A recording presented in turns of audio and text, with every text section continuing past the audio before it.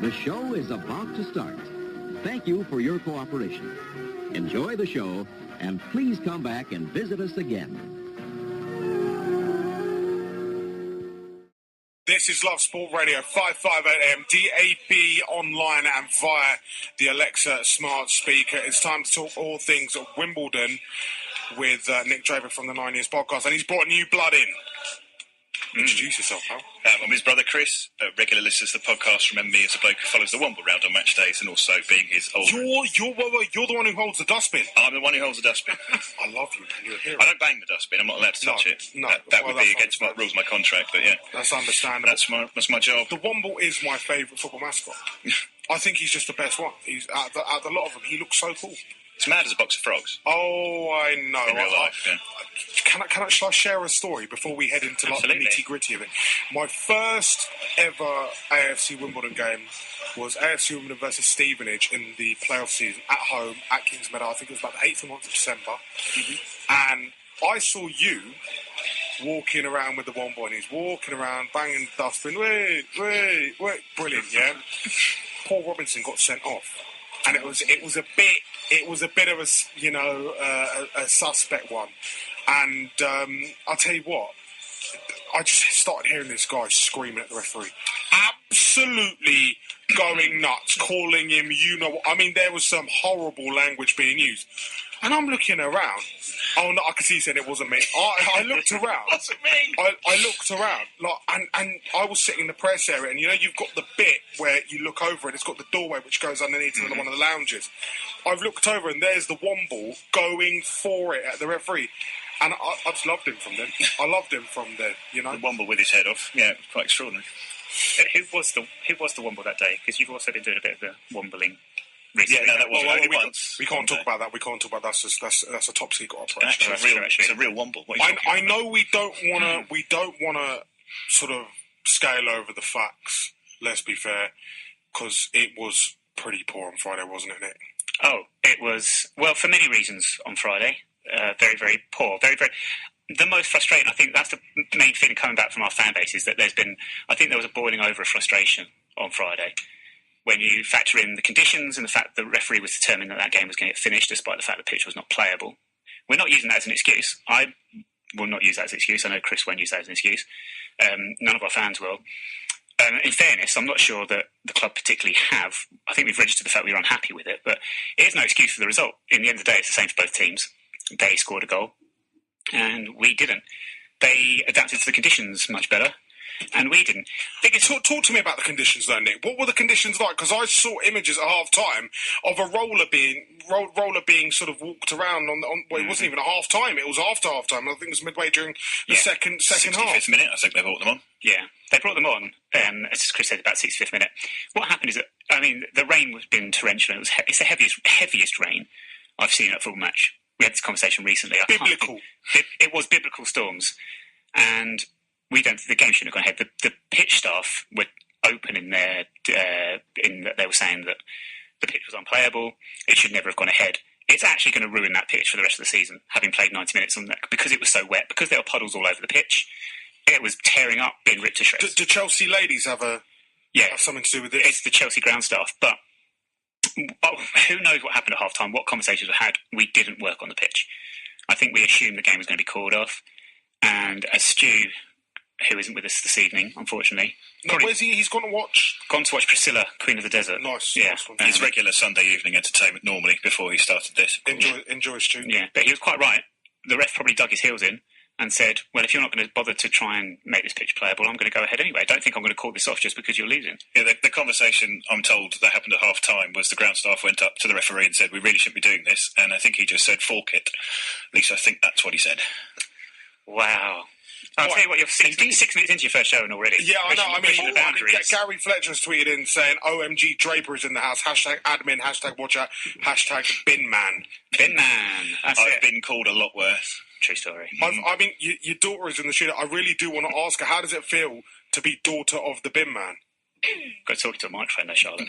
You got to talk into a mic. How does it feel to be daughter of the bin man? Not great. Not great. That'd be the last time you come around with me on a match day, then.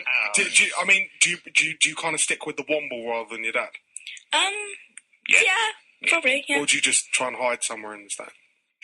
Hey, well, you followed me around as the Womble. Yeah, that was hard. That was hard. That was sweaty. Yeah. Why did you have to pull the bin around? Well, no, he kind of... Well, we couldn't find it at first, but...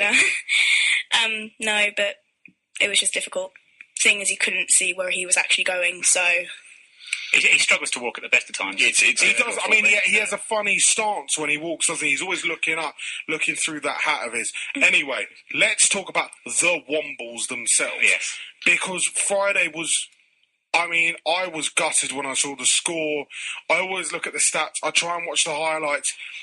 What are we missing? I've read so many. You know, I'm on the Wimbledon fans. I'm guessing you guys are as well. I read it every day. Sometimes it's hilarious. Sometimes it's downright absurd. Sometimes it makes you want to cry. This week it's made me want to cry. But I've seen some posts in there which make you think, you know what? That person has a point. And one of them was from one of the contributors who turned around and said, you know what? These players have never actually felt disappointment. This club, since the rebirth, has never felt disappointment. All it's ever seen is success, success, success, success. Are we going through our first patch of disappointment? I mean, we are, and it has to happen because that's life, that's football. It cannot be an upward curve, an upward trajectory all the time. I think your question is what we're missing. I think we're missing belief throughout the football club. I think Neil Sullivan said in his post-match comments after Fleetwood, he said that few people moaned at him. We'll get on to why people were moaning at the end and stuff. And that some people have said that the crowd haven't been particularly great. I disagree. I thought the crowd were really up for it on Friday. First 15 minutes, the team were taking the game to Fleetwood. Then conditions made it a bit more difficult for us. We lost our tempo. We lost our attacking momentum. The crowd obviously starts to lose faith a little bit.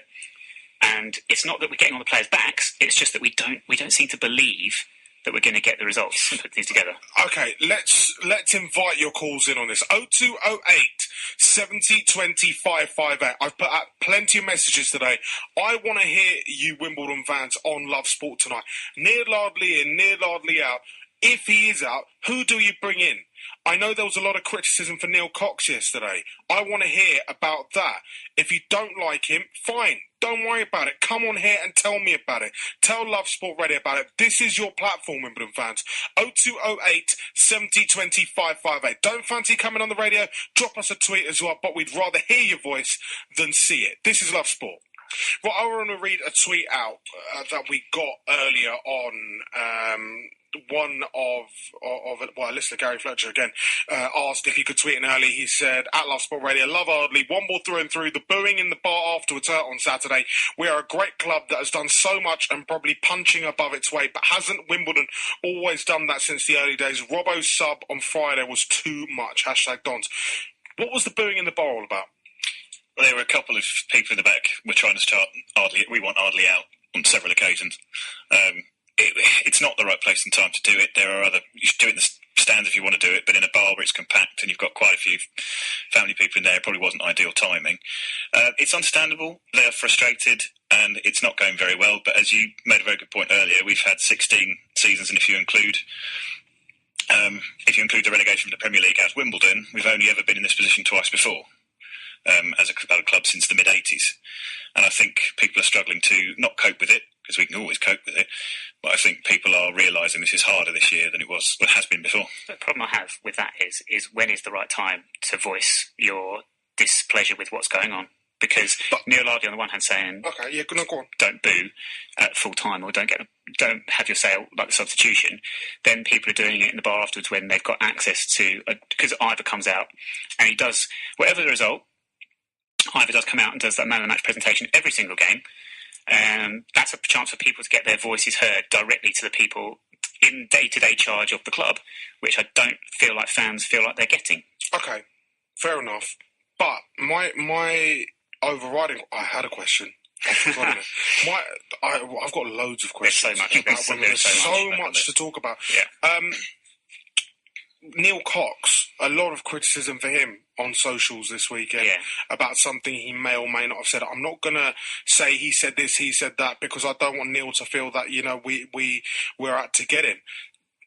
This is not the time to change your manager. This is the time to get together. My question to you is, can you see yourselves winning more points at the end of the season? You need, 9 or 10 points to stay up? we probably need three. We need 3 wins. What we're on 42 at the minute. You need 3 wins at least. No, actually, 3 wins should do it. Maybe 3 wins and a draw. I think we can. Do you know what? For all the negativity, and there's lots of statistics and lots of, well, you don't even need statistics, to be honest with you. You just have to see it with your own eyes the way we've been this season. It's not been good.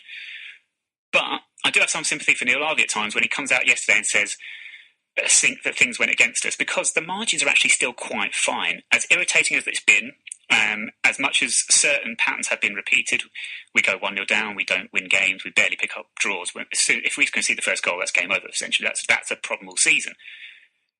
But on the balance of things, it's a 1 defeat here, 2-1 defeat, whatever it is. Games we're not being slaughtered or battered every single week or anything like that. We're picking up results here and there. That's why we've not actually sunk into the bottom 4 before now. We've had a message in from MJ in Germany. She's a bit of a general football fan, but she said Neil Ardley's time is up at Wimbledon. He has to go. She also said that, Chris, she doesn't actually believe that you're the man who follows Hayden round.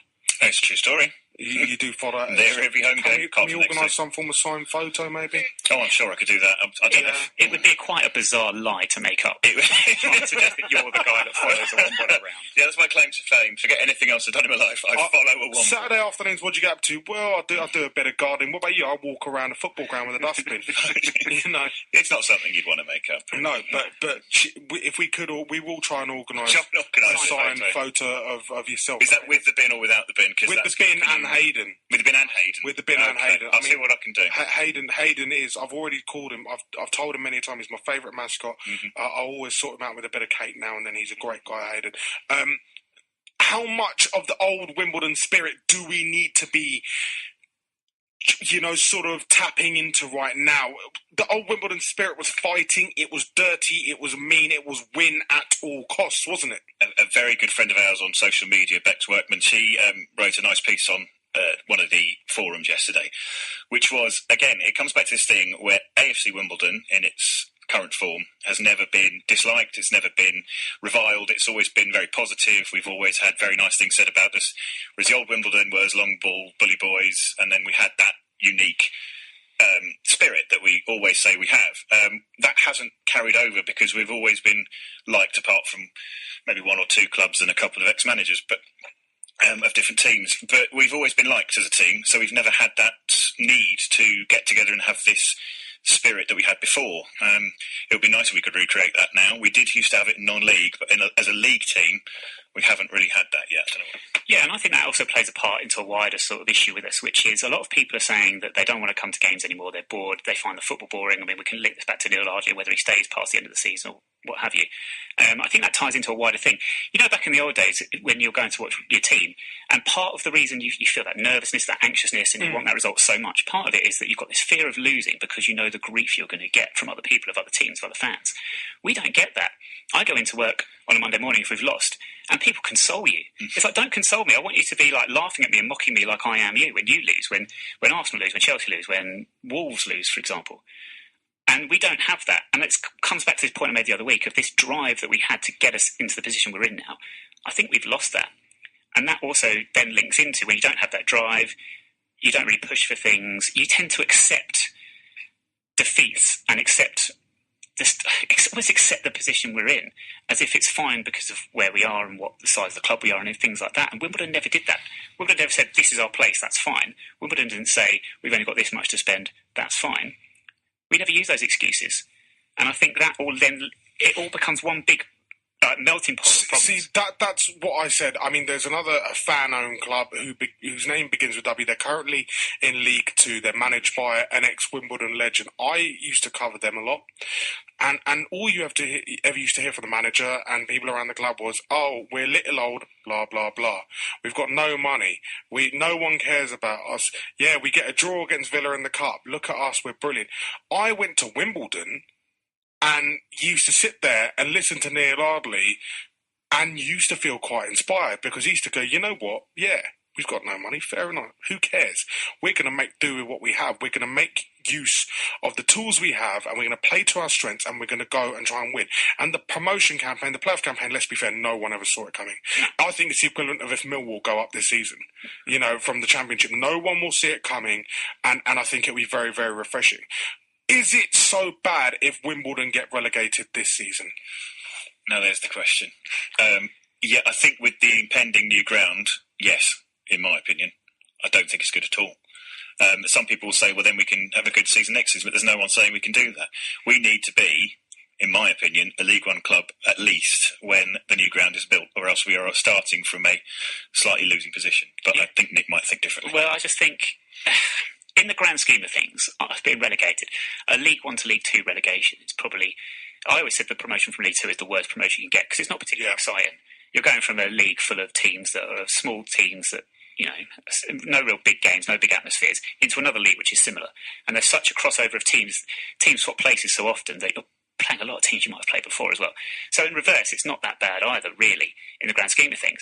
I think the problem with it is it's symptomatic of, if we do go down, this attitude that, well, that's sort of where we are and what have you, which I don't think washes. I think that's a very dangerous thing to have. You always set high expectations. If you don't set your expectations high, then you're never going to get anywhere. We wouldn't have got to where we are if we hadn't set our expectations high. And I think to just accept it and to say, well, this is relegation, fine, we'll bounce back. And also, there's no guarantee you're going to bounce back. No guarantee whatsoever. We've seen League Two is a difficult league to get out of. It is. I mean, the other thing we're going to miss out on, in my opinion, if we went down to League Two, is, for example, next season looks like Sunderland and Birmingham will be coming down. We'd miss out on the extra money from their fans coming in our new stadium. Obviously, we don't miss out on too much in the current stadium, but when we get to the new stadium, we need those big teams coming as an away ground, and a new away ground, to generate some cash, as well as our own home pitch. 0208 70 20 558. Come on board, have your say about Neil Ardley. I want to go and touch on the Ardley in or out debate next on Love Sport. Yeah, head over to 70tb.com, pick out 6 winners, 1 to draw. You get it right 4 weeks in a row, you win £1 million. And it's free to play. Give it a go. I'm going to be checking out my results. Probably didn't do very well, again, knowing my luck. But hey, it's all in the fun of it. Play with your mates, create mini leagues. You can do it. £1 million if you pick them right 4 times in a row. It's a great opportunity to do that. One man who isn't picking right, some people say, is Mr. Neil Ardley. And knowing him as I do, he's not the most inspirational of characters, very quiet, very timid. I mean, I know for a fact if I was a sportsman, if I was an athlete, I'd find it a bit difficult to be motivated by Neil Ardley. Let's be fair, we don't know what goes on behind the scenes in the dressing room. He could be an absolute animal for all we know. But in the public eye, he's a very, very quiet guy. Are you Ardley in or Ardley out? I am of the opinion that his time is coming to an end at the end of the season anyway, whatever happens. And I think when I referenced earlier about belief, he to me is a man that has lost, maybe not the belief, but he's lost the battle for the fight, I think. Now, in the changing room, I don't know what he's like as a motivational speaker or anything like that, or getting you up for blood and thunder and all these sorts of things. I think if you think about the Milton Keynes games, I think we actually did the opposite of that. And we tried to stop it going down that line because of the problems that might create in that sort of atmosphere. But that's what you want, isn't it? Well, that's what we'd have gone for. But hey, it worked last season at Kings Meadow. When we beat them 2-0. We should have beaten them away this season. Our record against them is not great, though, so you could argue perhaps we do need a little bit more of that. I think what he does is he gets players doing the roles he wants them to do. I don't think he has players that don't put in a shift for him. They all work for him, but there are times when you need that little bit something different, which he doesn't inspire. And I think when you listen to him post-match after Fleetwood and everything, he looks and he sounds like a man that's beaten and knows he's on his last days, whatever happens. It's funny you say that because Mrs. Mac has tweeted us in saying Neil asks for fans to get behind the team and then sits on the bench the whole game. Lead by example. I want to see Neil shouting and encouraging the team. Is he got a bit of Louis Van Gaal-itis? Is he the first man? Is he going to be the first man treated for rigor mortis while being alive? He's got. You could argue that Friday was his Wally and a Brolly moment. The Steve McLaren sitting under an umbrella at England-Croatia, not seemingly doing much. Neil did have that appearance of himself on Friday. Unfortunately, I'm a huge Neil Ardley fan. I must admit, I'm not one that particularly pays too much attention to the bench during games, but it's been a lot of people have mentioned this on Friday. They just seem to sit back, didn't really tend to get involved, almost as if similar to the Blackburn game a few weeks back, where the conditions seem to have been preying on everyone's mind too much. But you want him to be getting the band ready, winding up the band, get the fans going. Yeah. That's what Kingsmeadow's about. It's a tiny, small, little ground. You can create a serious amount of noise there. We need our manager to be leading from the front. I think, people talk about Simon Bassey a lot. I think Simon Bassey plays a key role in it because I think he's the main sort of spokesperson. He's the man who's always on the sideline doing the shouting. You see Bezo's always up and about because that's his character. Yeah. But we need a number one. We don't need a load of number twos. No, I think you're right. You need that person to sort of spur the crowd on. We've talked about leaders and characters on the pitch that you look to do that, and we don't perhaps have that player either. I think Lyle Taylor could be that player. I think Lyle, my gut instinct is that Lyle and Neil it's just a relationship that isn't quite right, and Lyle doesn't want to put in that shift. Lyle doesn't want to take it on, which is a big shame. But that's the way it goes. I think in terms of the crowd and everything like getting the crowd going, we do need that because the crowd is flat as anything. Like I said, it started off well against Fleetwood, but it very, very quickly lost faith. And as much as people say don't get on their backs, and some people even said negativity, this actually wound me up the other day, the negativity of fans on social media and sometimes a little bit of flat atmosphere at the ground is to take part of the blame for our poor form and our relegation, which for me is nonsense. The bad atmosphere at our games at the moment, a flat atmosphere, is over a year's worth of bad performances. Is it because they're not trying? Are the players not trying? It's not that they're not trying. Are they playing the wrong style of football? Yeah. I think earlier on in the season he bought 3 central defensive midfielders, and I think he's been trying to play Trotter, Abdu, and Sorge. Yeah. I think he's been trying to play not to lose rather than to go for the win, which I'm sure Louis is Van Gaalitis. very, very much, yes, back in of Man United days. But it's permeated through, and they don't seem to want to deviate from it. The couple of times they have deviated from that system, we've had a couple of good games. The first 20 minutes of the game, in my opinion, on Friday was actually really good. There was a lot of attacking intent, and unfortunately, as soon as that one ball got stuck in the water, everything came out again. All the negative feeling in the play, the whole game just went downhill from there. Plus the fact they couldn't pass it more than a yard in front of them without it trapping in the water, which again, and it comes back to the adopting. Fleetwood lumped it. We should have lumped it. We didn't. We put Robinson up front for some inexplicable reason. So there's obviously questionable decisions that we're not really seeing any answers from the management. Thank you very much to Daniel, who's messaged us saying 2 things for our show. I was there when Neil Cox said that our youth players weren't the best. I'm going to change the word there. And that's why they weren't being played. If that's the case and Ardley's remit was to bring through the youth, then that's what he's been doing. Then what's he been doing for the past 5 years? Secondly, even if we do stay up, we will lose Lyle Taylor and probably a few more players, but our budget won't improve and the league will only get harder next season. Sorry to sound defeatist. I love my club and will be there tomorrow singing my heart out, but it's hard not to be frustrated right now. WTID. Womble till I die. Does he say that it's hard to be so downbeaten, so downhearted? But that's a lot of what our fans are feeling. Well, it's hard not to be frustrated. It's hard. It's impossible because of the last. We're talking since Sutton is the last season in the FA Cup. That's the point most people look to.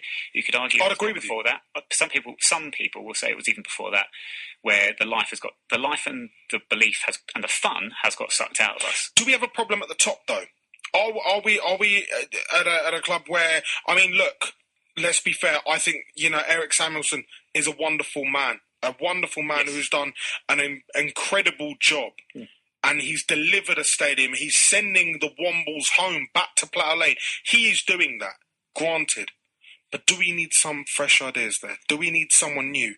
Is it time for the Dons Trust to get fired up again? And I saw a post about the Dons Trust meetings, how, they're not getting the numbers anymore because everyone, let's be fair, we've got a bit content, haven't we? Yeah, that's the problem. You never get people getting involved when things are going well.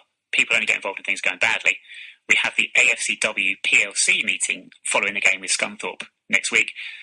That could be that'll be a very interesting evening, especially if we've lost to Scunthorpe by that point, because that will be a chance, I think, for people to maybe vent their frustrations in perhaps not the... Well, no, I'm not going to say in the best way, because actually there's your opportunity to go and speak to people that are running the club, like you're saying, and get your voices heard in a way that I think people aren't. And I think there's also a bit of silence coming from the club in our current predicament. It was pointed out, look, I agree with you 100%, fully behind Eric, everything he's done. He's not spoken publicly about the current situation on the pitch, and I think people perhaps would like... Do you think he's overworked? Oh, no, he's undoubtedly overworked. He is undoubtedly overworked, and that's why Joe Palmer's come in as the COO now to take that load off him, and Joe's finding his feet and sort of getting getting the lie of the land in a minute. Look, I really think we need to find some 0203 spirit here. I really think so. I've read all the books. I've read everything. You name it, I've done it. I feel like I've relived it. This club has become too content. Far too content. We will be talking to one man who's been through a relegation battle with Wimbledon before. His name is Neil Sullivan, and he is next on Love Sport Radio.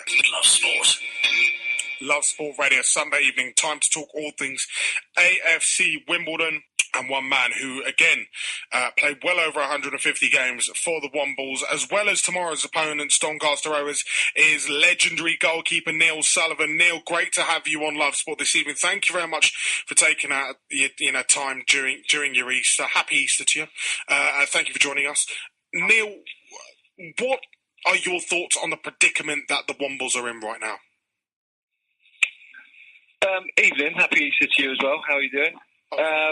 Yeah, it's tough. I'm actually going down to the game tomorrow at Donny. I'm not that far from there, so I'm going to go down and have a look. I've not seen Wimbledon play for a little while. Obviously, keep in touch with their results and have a chat with Neil every now and then.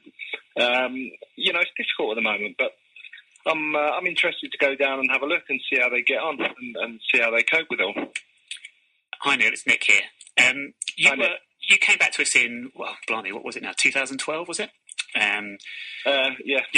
To help us out when we were in trouble back then from going back out of the Football League. What was the atmosphere around the dressing room at that time when Neil Ardley first came in? Was there a real sense that you had the fight and the belief to get out of trouble? And was that the message that was being put through by Neil and Neil Cox at the time in the dressing room or on the training ground? Yeah, definitely. I mean, I roomed with Neil for years, for probably the whole time that I was at Wimbledon the first time round. And you can tell that sense then.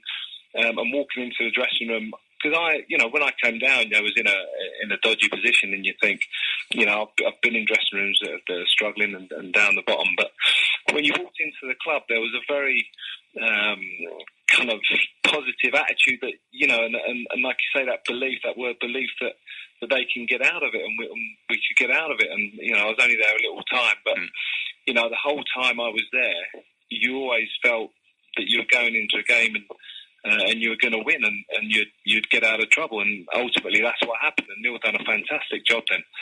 He was keeping the team together. The club had been on, promotion after promotion, and the expectation was for the club to keep going. Yeah. It found itself in a bit of trouble, but he got him out of it and done very well. And I knew him as a player and I knew him as a friend, but knowing him as a manager, he was fantastic with everyone around the club, with the players, the board, and the supporters. He was fantastic. And I don't think that's changed much, really. Neil, Chris here. I'm also a big fan of yours. Watching the Premier League.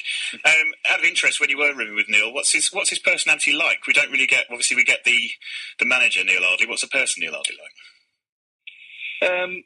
Very funny. To be honest, very funny, very committed. You could tell he was going to be a manager.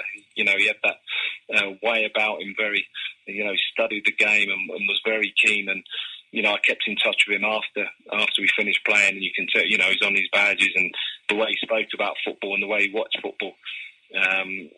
It's obvious that he was going to be a manager. And I know, we roomed together, but he was a very good manager to play for. I was at the end of my career, really. But it was a very good manager to play for, and got his ideas across, and he knew exactly what he wanted, and he knew exactly what he expected from players. I think, Neil, that season you were with us, I think the fans were very much united behind the team and Neil and everything. I think we understood that we were perhaps punching above our weight this season. This season, on the other hand, I think people weren't really expecting a relegation battle. And I think it's echoes of when you were with us for when we went down from the Premier League. And that the fans, we weren't really expecting it, and there was a lot of ill feeling. What was that like, that final couple of months under the reign, of course, Egil Olsen at the time? The dressing room then, did that almost have a feeling like this was only going one way, that we were in trouble? And was there a bit of a malaise? I don't know what the right word is for it, but it seems like a different atmosphere to when you came back with us under Neil. Yeah, I mean that. To be honest, we were very positive. We didn't think we were going to go down, but ultimately, the results, especially the result on the last day of the season, that ultimately took us down. But I think we were still very positive, and we still believed that we'd go out and win every single game. It wasn't. There was no way we were resigned to being relegated, because we were fighting right till the end and right till the last game of the season. We were fighting to stay up. So it wasn't as if we were down with 2 or 3 games to go. We were fighting right till the end. But unfortunately, ultimately, it wasn't to be. And I mean, that was a few seasons. That was only a couple of seasons after our amazing season when we went. What was it? 25 games unbeaten in the Premier League. We got to two semi-finals. What was it about that Wimbledon team that? Because I mean, finishing whatever it was, 8th in the league, we finished 6th in the Premier League this year. We were never meant to do that with the size of our club and the problems we were experiencing. What was it in the dressing room that really got people together to make that happen? To finish so high, or to do so well. No, I'm thinking like 96, 97. We got to 2 semi-finals and things like that. We had a lot of quality players, obviously. Yourself, you were key in that, of course. But I mean, the dressing room mentality. Surely there was something in there that you could maybe perhaps a specific thing that you could think that's galvanised us and got us together to go out there and go to Stamford Bridge and turn them over 4-2 and knock Man United out of the FA Cup and things like that. Well, I think you just used a word there. We were all together. We were a side that kind of grew up together all through that era. Even going back to the FA Cup and all that, and the dressing room and that kind of crazy gang thing, and everyone was together, and that went through the years, I think, and it just evolved and changed and kind of carried on, and that was what we kept going. I think very successfully, actually, as we stayed in the Premier League. I think that was the word. Everyone was together, the board all the way down.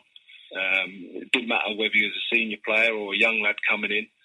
Everyone looks after each other, and it was, it was mixed with a lot of very good players over the years. If you look at the players that moved on, and you look at the players that stayed and where they went in their careers, they were fantastic players.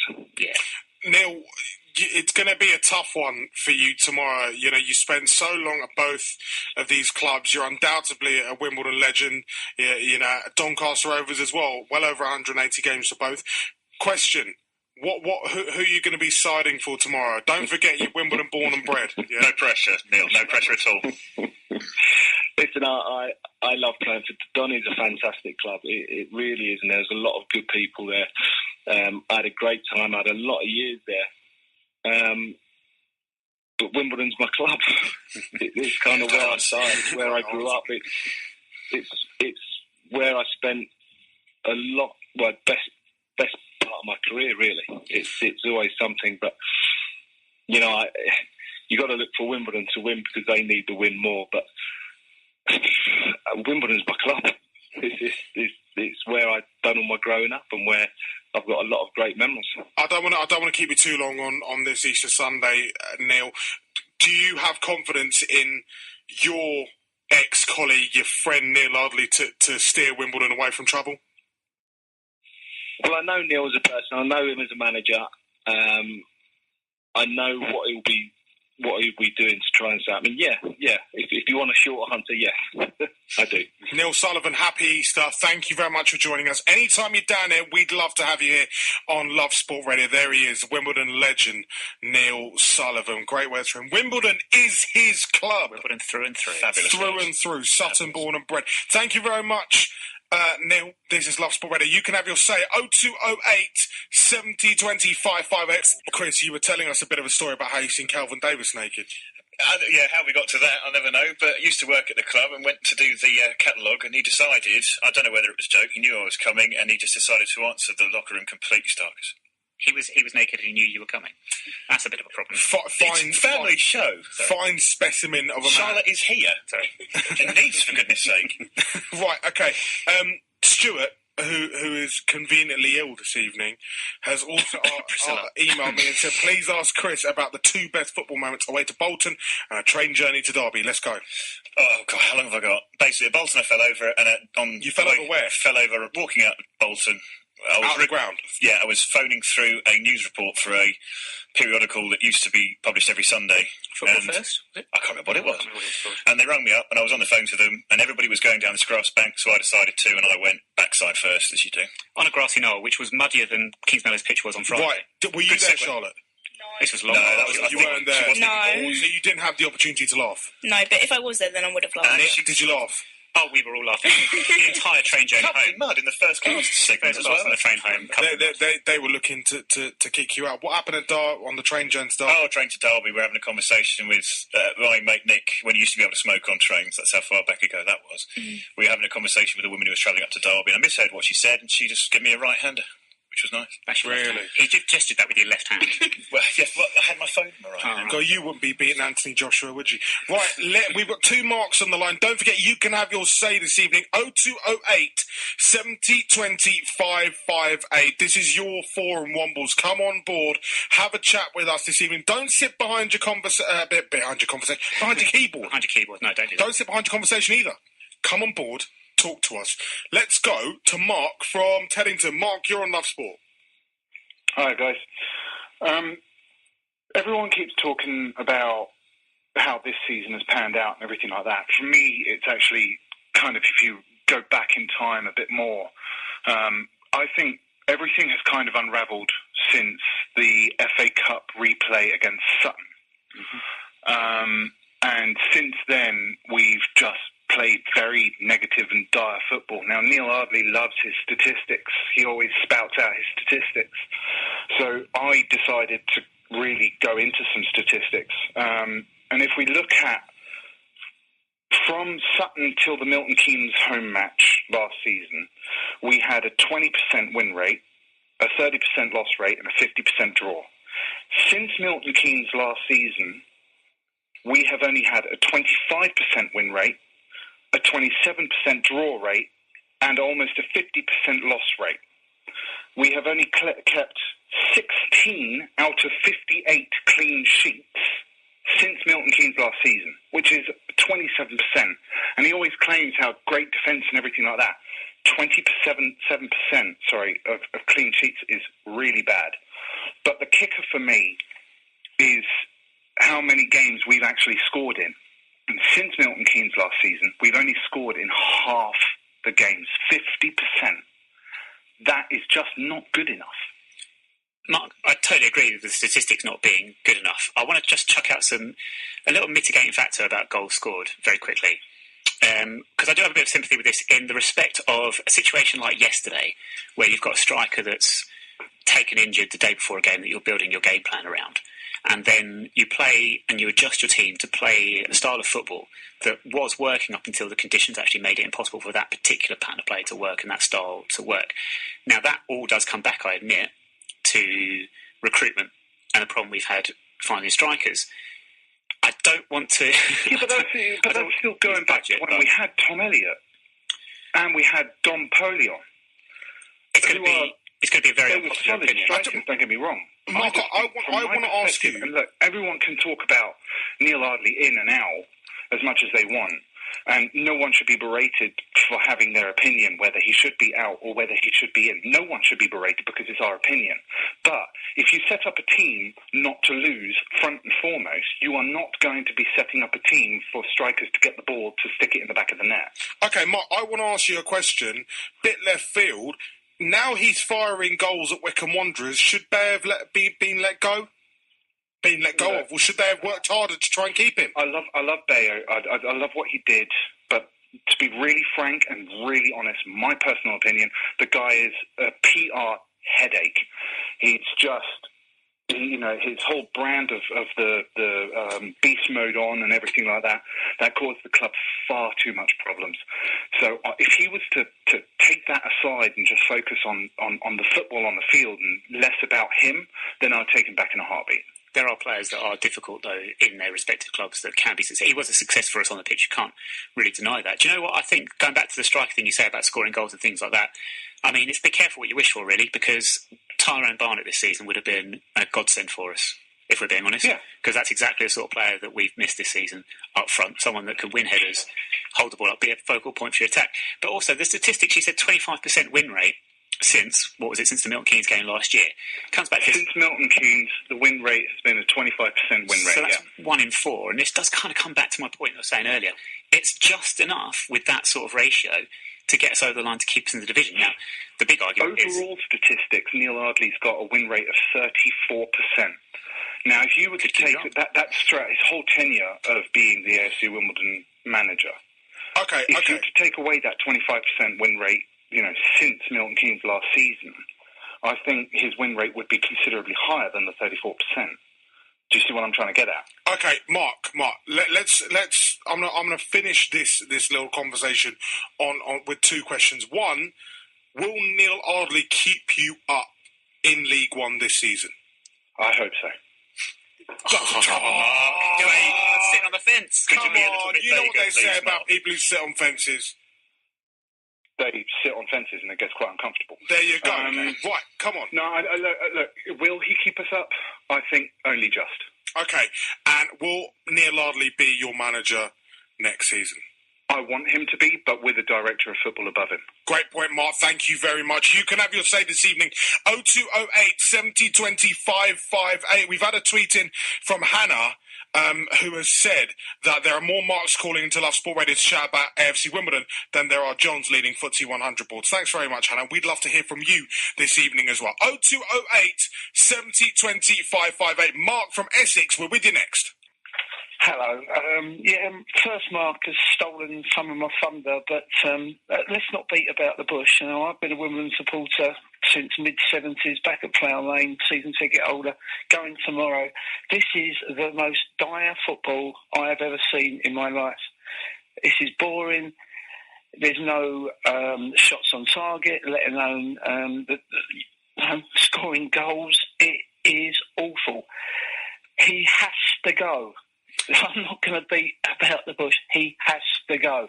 For us to stand a chance of staying up, we need something to happen now. Not in 7 games' time when it's too late. Now. It's not going to happen, but that is the reality. He has made so many mistakes. We'll go to recruitment, first of all. The recruitment, everyone knew when Elliott was going that we needed a big bloke up front. The lump, as everyone calls it. It doesn't happen. Yeah, we hear that, it fell through. There should be 2, 3, 4 targets to get a centre forward who they can play the ball up to. The 3 midfield, the 3 wardrobes, as it's called in midfield. Take your money away from all these players that are up in the midfield and put it into some forward play. The recruitment has been shocking. I can't tell you what the tactics are. Can you really actually say what the game plan is, how to win, to win these games? We've had Taylor out on the right instead of up front at one stage. We've been playing long ball to McDonald, little bloke up front.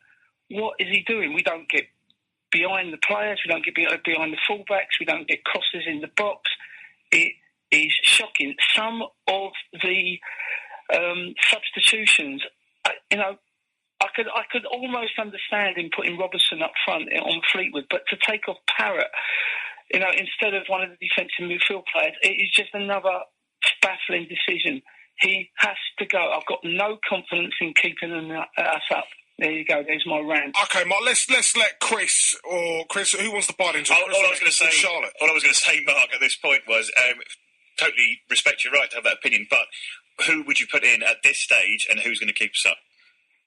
The first thing is he should have gone in about November, December. Yeah, but we should have. That's very much a should have. I think the only thing that you can do is probably put in Bassey for the short term. It'll be a short term appointment. If you think back when Bassey took over from when Brown left, he did quite a good job. At least I think they'll be going out there with a more motivational up and at and get it approach. There you go. It's not ideal. No, well, that's the other thing. Then are we saying it is purely the whole malaise, the whole lack of results? That is just Neil, and with Neil going and Bassey taking over, he'll just write everything and we'll stay up. No, I don't think so. I think the recruitment has been so poor that the players are not good enough. In reality, however, Ardley looks a defeated man. We're going out there, both players and crowd. I think as soon as we go down, do you really ever think we're going to get a point now? Okay, Mark, I want to counter your point, because I've had a message from Trevor who said, we are a great club, we've been here before, fighting for survival and pulled through.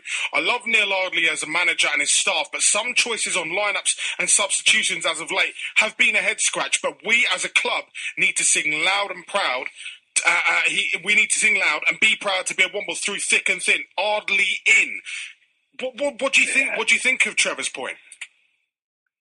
It pains me to say. I hate saying Ardley out because I love the bloke, but there comes a time when every manager has run their course. If you think back when Anderson left, there came that time. He did a great job, but it had run its course.